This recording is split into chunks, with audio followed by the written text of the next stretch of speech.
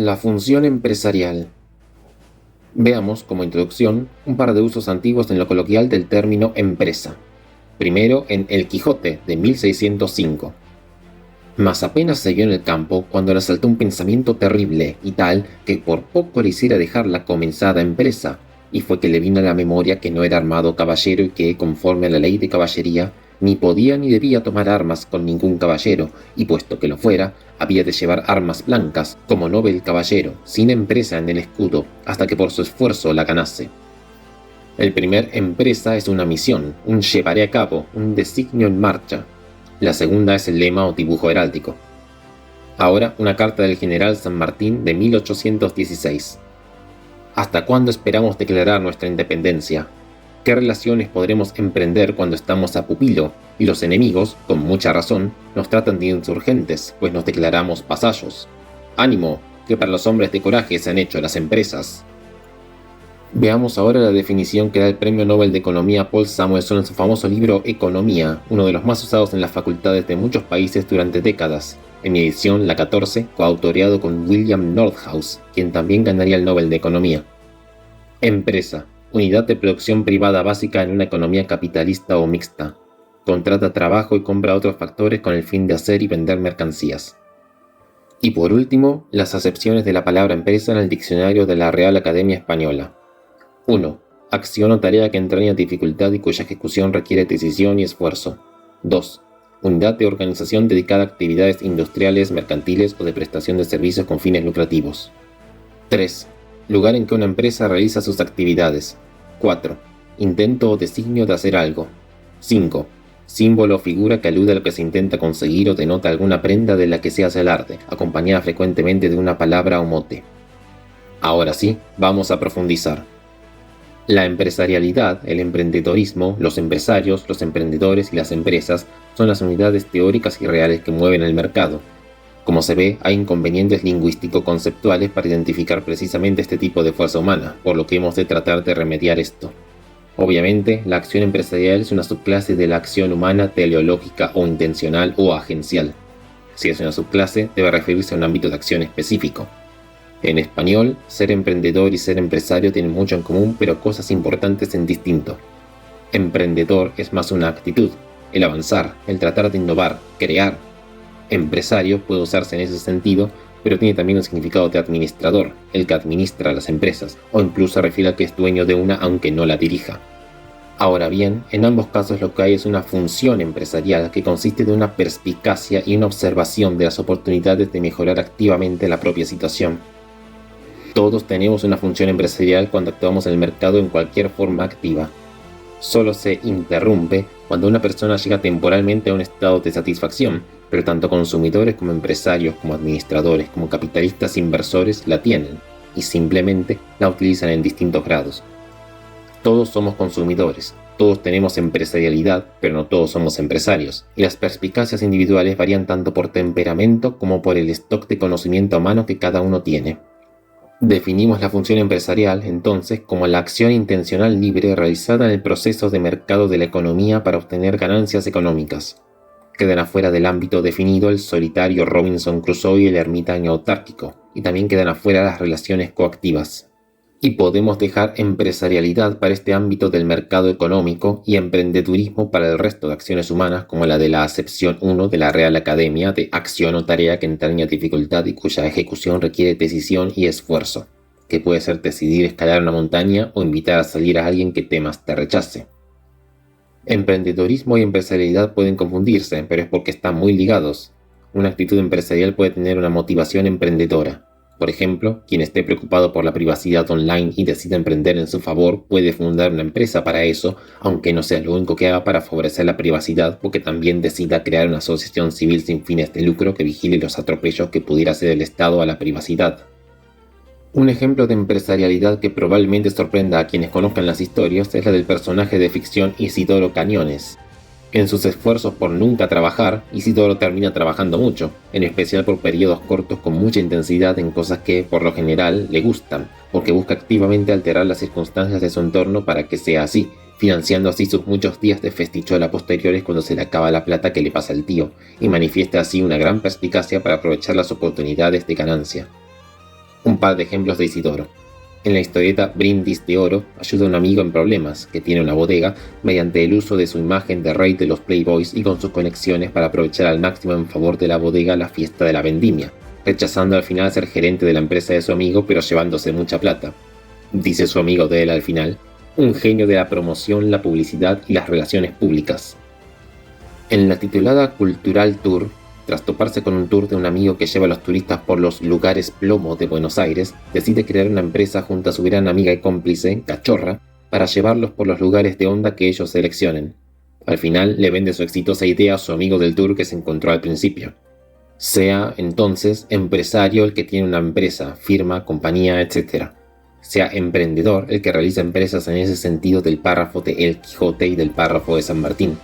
El que realiza tareas no habituales, la acción que no es un hábito pero que tampoco es una simple excepción a un hábito, sino que es algo que requiere o requerirá deliberación y planeamiento e improvisación. Que emprendedor sea referencia a la actitud de cambio y de avanzar, tal que todo empresario sea un emprendedor, pero no solo los empresarios sean emprendedores. También será más emprendedor quien se anime a invitar a una potencial pareja a una cita por contra de quien no se anime. Emprendedor queda así como algo localizado en tiempo y espacio y circunstancias, y alguien que sea emprendedor para algo puede que no lo sea para otra cosa. Este significado coincide en alto grado con el francés entrepreneur, palabra que fue incorporada relativamente recientemente al inglés. John Stuart Mill se lamentaba en 1871 de que no tuviera el inglés algo equivalente a entrepreneur.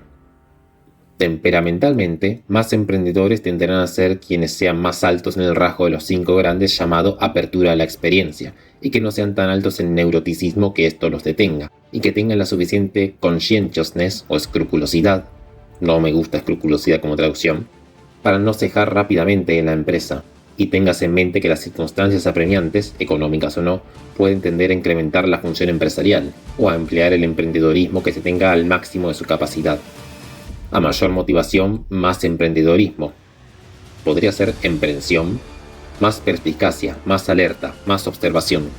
Como señala Huerta de Soto, cuanto más claramente se visualice el objetivo y con una intensidad psíquica mayor se persiga, más significativa será, por un lado, la afluencia de ideas creativas relevantes para conseguir dicho fin, y a su vez, y por otro lado, más fácilmente distinguirá y rechazará el actor todo el magma de información irrelevante que podría distraerle.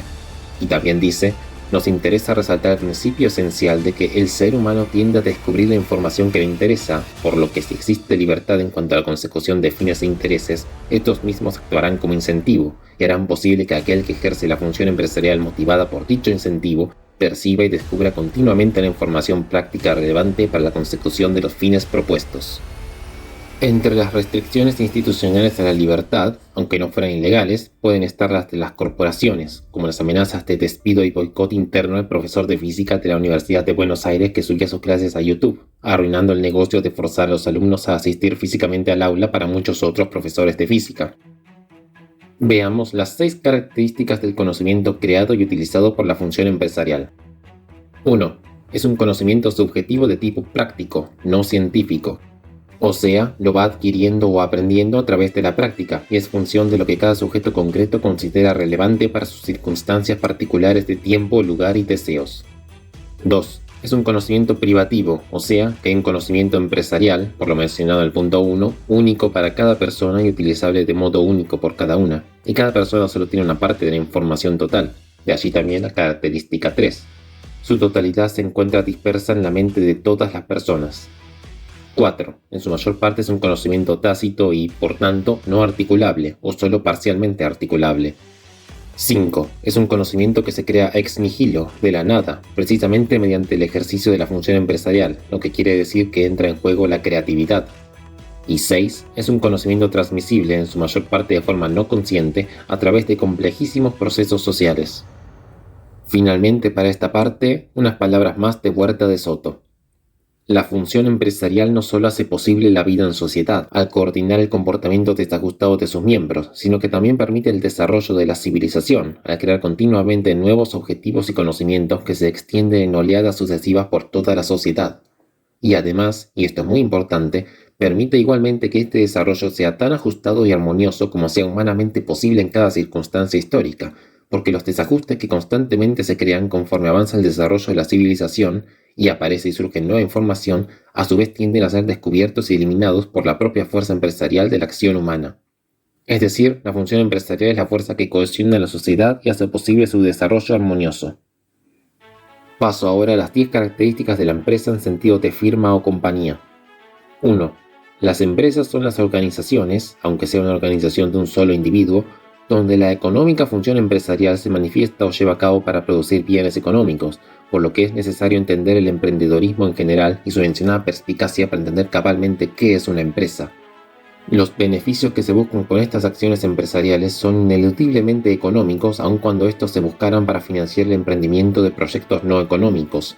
Por ejemplo, el editor de libros que desee difundir y publicar un cierto tipo de libros o ciertas obras, si éstas no fueran lo bastante aceptadas por el público, necesitará editar las que el público demande más para así financiar la publicación de las que demande menos y que no llegaran a pagarse a sí mismas.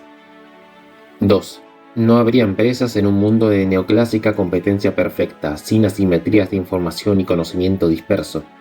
Recuérdese la perspicacia mencionada antes. La perspicacia es un darse cuenta subjetiva local e individualmente de una posibilidad inexplorada por uno mismo de, ex ante, ganancia, sea por una idea original o por pensar que hay espacio en un área para copiar exitosamente lo que otro ha hecho antes. Los distintos conocimientos, habilidades y disposiciones que cada persona tiene únicamente son puentes de coordinación entre las personas para cooperar empresarialmente, sea entre empresarios y sus empleados, sea entre empleados y empleados para mejorar la producción, incrementar sus salarios o obtener bonus o dividendos de las acciones que tuvieran, sea entre empresarios y empresarios, por ejemplo, entre una editorial y una imprenta. La editorial podría tener su propia imprenta, pero una empresa únicamente dedicada a la impresión podrá adquirir más conocimientos sobre papeles, impresoras y costos varios en relación a la mejora de la eficiencia que la empresa que fuera tanto editorial como imprenta. Pero el precio de la imprenta no puede superar lo que la editorial considera el máximo a pagar por ese incremento de calidad respecto a lo que obtendría si fuera también imprenta, además, claro, de la competencia de otras imprentas. Sea entre empresarios y consumidores. Las empresas, en suma, son agentes económicos de coordinación y ajuste entre las personas, aun cuando también lo son de desajuste y descoordinación, conceptos de destrucción creativa, pero prevalece en el neto el primer efecto porque donde unas empresas ocasionaron descoordinación en un área, otras empresas surgirán, sea en esas áreas o en otras, para incrementar la coordinación. 3. No habría empresas en una economía sin propiedad privada y sin los precios que se generan en los intercambios de propiedad privada en el proceso de mercado. Sin propiedad privada habría emprendimientos, pero no empresas, pues no puede haber empresas sin precios de mercado libre, si bien esto no es en modo absoluto, es decir, hay una cuestión de grado en la intervención. A mayor intervención tanto en los precios de mercado libre, que por ende ya no sería absolutamente libre, como en la capacidad de disponer libremente de la propiedad, peor funcionarán las empresas como agentes de coordinación humana. En el límite, en el socialismo en su definición clásica de eliminación de la propiedad privada de los medios tangibles de producción, donde por ende los precios como señales de las valoraciones agregadas subjetivas de multitudes de personas desaparecen para convertirse en las señales de las valoraciones subjetivas de algún pequeño comité estatal, cuando no de una sola persona, la capacidad de coordinación o bien desaparece por completo o queda reducida a algo prácticamente inútil excepto para aquello que el comité vigile muy cercanamente y de cierta autonomía empresarial en la práctica, aunque no fuera en papel, a unas pocas áreas, como el programa espacial de la Unión de Repúblicas Socialistas Soviéticas, que se chupaba una gran parte de los recursos de la URSS, recursos además que solo podían crearse por los emprendimientos fuera de la ley, en la economía en negro tanto de producción como de contrabando, donde sí había precios libres. La economía en negro rara vez logra aislarse por completo de las intervenciones de otras áreas económicas. Haría falta una comunidad entera aislada. Eso en tanto a lo objetivo, en tanto a la falta de información y conocimiento que la falta de propiedad privada conlleva respecto a una economía que sí los tenga en los signos llamados precios libres. Además, se suma el problema de los incentivos de dos maneras posibles. Una es la ya comentada fuerza emotiva o ánimo emprendedor que pone en marcha al individuo para conseguir sus fines. Si no habrá posibilidad de que disfrute de los frutos de su esfuerzo, porque esto requeriría que él tuviera propiedad de esos frutos, pero sabe que no tendrá esta o que estará en grave riesgo, la motivación emprendedora será débil o inexistente. Y la segunda manera es mediante la llamada tragedia de los bienes comunes, aunque esta cuestión merece tener su propio video o artículo. 4. En la empresa, mientras sobreviva con ganancias, se manifiesta una relativa especialización para lograr un cometido económico, es decir, una producción económica, sea de un bien o de un servicio, tangibles o intangibles. Visto globalmente, en la empresa, sea unipersonal o de empresarios asociados, con asalariados o sin ellos, se manifiesta con trabajo económico un resultado único de la división del conocimiento explicado anteriormente, que en el proceso de mercado pone a prueba su capacidad para satisfacer al público. 5. Este proceso de producción se realiza con elementos específicos para este, llamados en conjunto capital, tanto físico y tangible como intelectual e intangible, sean estos elementos de capital útiles para la producción de un único tipo de bien, sean útiles para producir varios electivamente, sean únicos o sustituibles. El capital es algo subjetivo, heterogéneo y dinámico, y a sus elementos los llamo de orden superior, opuestamente a los elementos de consumo, llamados de orden primero, sin excluir que haya elementos de orden superior que se utilizan para fabricar otros elementos de orden superior. Estos elementos, en conjunto el capital, solo tienen su razón de ser como tales en vista de crear bienes de orden primero para su venta al público si al menos una persona puede percibir que servirían para eso, sea que ya los tenga o que perciba que podría utilizarlos así si los tuviera. La razón de llamarlos bienes de orden superior es porque así sirve para su explicación gráfica, en especial para imaginar que la calidad en tanto sofisticación de los bienes de consumo requiere de incorporar nuevos estamentos, nuevas fases o etapas en el proceso vertical de combinación por pasos para producir un bien de consumo mejor. 6. Hay empresas unipersonales, en especial para ofrecer servicios intangibles. Y hay empresas de colaboración o cooperación organizada, con reglas internas y con adaptación a las reglas de las sociedades y jurisdicciones en las que opere, tanto de países como de organizaciones interpaíses, y pudiendo existir aun cuando no existieran los países como los conocemos, pues podrían existir, y muchas de ellas sería mejor que así existieran, funcionando en jurisdicciones funcionales solapadas y en competencia, así como en completa anarquía política. 7. Las empresas de cooperación organizada se constituyen en esta unión de personas mediante contratos donde todas las personas buscan obtener beneficios empresario-económicos, en rivalidad con otras empresas existentes o potenciales, tanto para la venta de elementos de consumo como para la decisión de si mutarse o no de empresa de cada colaborador. Los contratos tienen el objetivo de brindar más certidumbre y reducir los costos de las transacciones económicas para ambas partes. En vez de estar tercerizando encomiendas permanentemente o de buscar encomiendas, el empresario y el asalariado se contratan mutuamente a largo plazo y tal contrato se formará si el empresario cree que eso será más productivo que tercerizar, siendo ese límite un límite al crecimiento de la empresa por los 3 puntos siguientes. 8. Inicialmente, dentro de la empresa, en la relación de las personas que la constituyen, no hay más precios que los salarios. Se compran cosas a otras empresas o personas que se incorporan a la empresa y una vez adentro no tienen precios. En las relaciones de cooperación dentro de ella no hay precios porque hay una jerarquía de jefes que dan órdenes, más o menos receptivos a las sugerencias de los subordinados, pero órdenes al fin bajo los contratos establecidos. 9. Una empresa crece al satisfacer incrementalmente al público, sea más multitudinario o más de nicho, y para lograrlo debe incrementar la suma total del conocimiento teórico y científico y el conocimiento práctico y acientífico relevantes para el cometido económico que realiza, lo que puede llamarse como que necesita incrementar su capital humano. Debido a la falta de otros precios internos, tampoco existen internamente más vehículos de grandes cantidades de información comprimida que ayuden a coordinar la producción mediante el cálculo económico monetario, y esto incrementa porcentualmente la necesidad de buenas comunicaciones apalabradas, escritas y orales, que tienen sus propias ventajas y desventajas, que son mayormente las inversas de las de los precios. Cargan mayormente información articulada y poca inarticulada, aunque puedan irse formando sociolectos específicos de la empresa que incrementen la cantidad y eficiencia de la información transmisible. Las jergas tienen ese propósito, como las de Bull y Bear en finanzas. Ahora bien, los designios conscientes de corto plazo, donde hay mucho de reacción a los imprevistos de cada momento en el intento de seguir planes a largo plazo, alteran los designios conscientes de largo plazo previos, sea cambiándolos en sus objetivos finales, sea precisando objetivos finales que originalmente estaban muy poco definidos. Puede planearse con mayor o menor detalle de acuerdo a las decisiones empresariales, lo que a su vez dará más espacio o menos para que surjan nuevos emprendimientos intraempresa mediante el emprendedorismo de cada uno de sus miembros, pudiendo llegar a emerger nuevos órdenes no previamente planeados que transformen la empresa siguiendo las perspicacias empresariales, incluso al punto de cambiar las reglas internas. En otras palabras, citando a Langlois, la fundación de una empresa, o en algunos casos las modificaciones en su manejo, constituye un hecho histórico que abre un proceso de aprendizaje dependiente de su trayectoria, que se realiza mediante la acumulación y perfeccionamiento de rutinas, En algunas circunstancias, no en todas, este proceso puede dar como resultado una organización grande y compleja, y, como ocurrió con los organismos biológicos, tales organizaciones coherentes pueden interpretarse erróneamente como productos de un designio consciente. La fundación de Apple Computer en 1976 fue seguramente un acto de designio consciente, aunque sus fundadores, Jobs y Wozniak, hayan tenido visiones totalmente diferentes de lo que era la organización y de lo que podía llegar a ser. Pero sería absurdo decir que la corporación llamada Apple Computer que existe hoy es el resultado de un designio consciente. Creció en lo que es realmente una forma orgánica mediante la lenta acumulación de rutinas y capacidades. Fin de cita.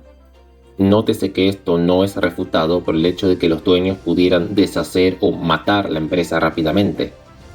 Que el cerebro decida matar al cuerpo no niega la existencia del cuerpo con sus funcionamientos no planeados. 10. Debido a la falta de precios internos, cuanto mayor sea la cantidad de personas coordinándose, más a ciegas está el empresario para tomar las decisiones de coordinación humana que logren la máxima eficiencia, lo que constituye un límite propio de las características de la empresarialidad al crecimiento de las empresas bajo el planeamiento centralizado. Esto ocurre de dos maneras. Una es que si no se permite el surgimiento de los órdenes emergentes del punto 7 que creen nuevas subjerarquías de órdenes con alta autonomía respecto al empresario, dirigidas por un subempresario que, por su cercanía con un subgrupo, conocerá más de la información práctica inarticulable de esa área que el empresario, quien, si quisiera adquirirla, necesariamente disminuiría su capacidad de adquirirla de otras partes de la empresa, entonces la empresa empezará a descoordinarse y a perder eficiencia. La otra manera se manifiesta más cuanto más se trate de impedir que tenga lugar el efecto de la ya mencionada manera, es decir, al crear subdivisiones empresariales de alta autonomía. Al hacer esto, surge el problema del cálculo económico monetario contable. Citando a Klein, una firma grande e integrada suele estar organizada, típicamente, en grupos de unidades empresariales semiautónomas o centros de ganancias, cada una de las cuales se especializa en un determinado producto, final o intermedio. La administración central de la empresa utiliza los ingresos implícitos de las unidades empresariales, tal como se reflejan en las declaraciones de ganancias y pérdidas divisionales, para asignar el capital físico y financiero a través de las divisiones. Las que proporcionan mayores ganancias se expanden, mientras que las que rinden menores beneficios se reducen. Supongamos que la empresa tiene una división situada en un nivel superior que vende un componente intermedio a otra que está en un nivel inferior. Para calcular las ganancias y pérdidas divisionales, la empresa necesita un precio de transferencia económicamente significativo para ese componente. Si existe un mercado externo para ese componente, la empresa puede usar el precio de mercado como precio de transferencia. Si no hay un precio de mercado, empero, el precio de transferencia debe estimarse de otra manera. Fin de cita. Así, no solo por ese efecto de pérdida de transmisión del conocimiento práctico inarticulable que las divisiones con alta autonomía empresarial intentan reducir la empresa encuentra su límite, sino también porque al crear estas divisiones, éstas deben recurrir a precios inventados para venderle a otras divisiones. Por más que se basen en el precio del mercado externo, si existe, este no deja de ser un precio sustitutivo o pseudoprecio monetario que no reflejará cabalmente, o solo lo hará ocasional y azarosamente, las relaciones entre las personas de la empresa y el factor o recurso considerado que los precios de mercado llevan consigo. Es decir, disminuye forzosamente la precisión de la apreciación de las necesidades del factor relativas al resto de factores que la empresa utiliza, y también respecto a las preferencias y escasez del mercado externo a la empresa. Así, empresas más pequeñas podrán empezar a quitarle ventas al público y o surgir nuevas empresas que realicen con mayor eficiencia la producción que podría haber ocurrido internamente en la empresa grande por una subunidad autónoma, e incluso superándola si la pequeña obtiene todos sus insumos externamente, y por ende recurriendo al sistema de precios. Además, si se le permitiera a este subgrupo de una empresa grande ser una empresa interna, en este punto es probable que en la mayoría de los casos alguno o varios de los miembros de esa empresa interna decidan secesionar de la empresa para hacer completamente una nueva empresa y así venderle su muy especializada producción no solo a su empresa madre, sino a cuantas otras haya en esa área económica. Pero tanto si lo hace como si no, en la práctica solo habría una diferencia legal entre ser una nueva empresa o no en esta situación, porque si el empresario mayor, el dueño, interviene en esta empresa interna, interferiría en la ejecución de la empresarialidad que le da la razón de ser una empresa interna. Por esta razón, incluso los grandes accionistas de muchas empresas y que tienen poder decisorio en muchas de estas, no pueden más que planear de modo muy general qué dirección o estrategia han de seguir todas como conjunto, e incluso en eso se arriesga a disminuir la eficiencia frente a empresas no conectadas por un único dueño.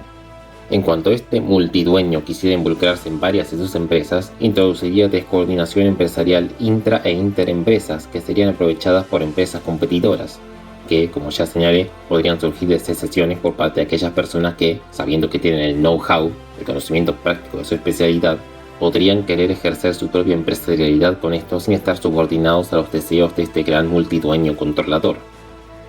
En resumen de este punto, una empresa no puede tener un crecimiento ilimitado porque se volvería crecientemente ineficiente y otras empresas tomarían crecientemente parte de sus ventas, fueran empresas hijas o empresas extraños. Mientras que el incremento de ineficiencia es inevitable, no es así la creciente toma de ventas por otras empresas. Esta puede obturarse con monopolios legales completos, se le da un área entera a una única empresa, o monopolios parciales. Se otorga una patente por un método específico, es decir, mediante la coacción sistemática o institucional. En consecuencia de esto dicho, debería revisarse si las grandes empresas que hoy existen gracias a su gran empresarialidad o gracias a ventajas que crean los estados con patentes o monopolios parciales o totales.